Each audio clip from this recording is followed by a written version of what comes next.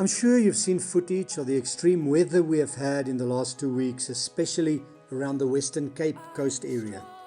I've heard so many people in the last few months use the analogy of a storm to describe this whole situation we're currently in. And somehow it seems like, although this COVID-19 storm has been raging for months already, the winds are only really picking up now, and the storm, especially in our country, is getting worse.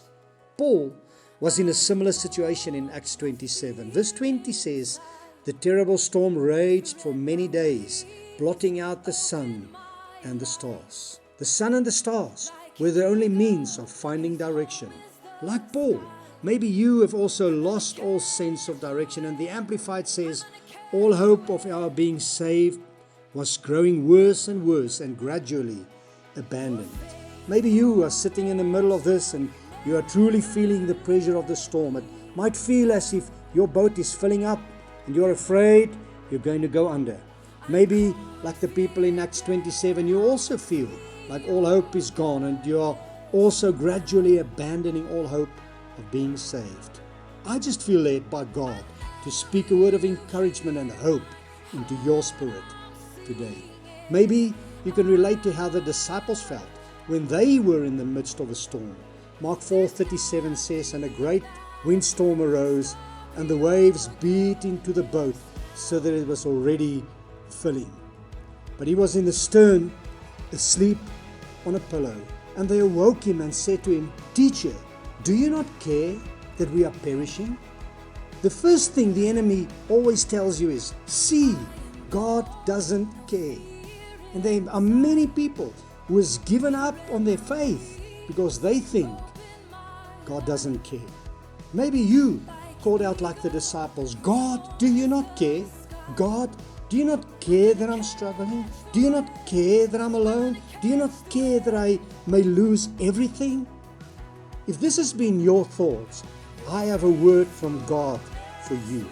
1 Peter 5:7 says, "Give all your worries and cares to God, for He cares for you." And I'm here to tell you today that God cares. He knows you are struggling. He knows you are going through a difficult time, and He cares. The Bible says Jesus was often moved with compassion for the situation the people found themselves in. Many of the miracles He did because He was moved with compassion for the victim. But you need to learn to cast your worries and cares on Him because you believe that He cares for you. The Amplified says, "Cast all your cares, all your anxieties, all your worries and all your concerns once and for all on Him, for He cares about you with the deepest affection and watches over you very carefully." And finally, you need to learn that God is in control of this storm. In the midst of the storm, Jesus was sleeping at the back of the boat because He knew He had authority over the storm. He knew He can get up and command it to quiet down anytime He wants to. That's why He could sleep through the storm. Somebody once said, you only have authority over the storm you can sleep in. God has no intention to take you out of the storm. He wants to take you through the storm.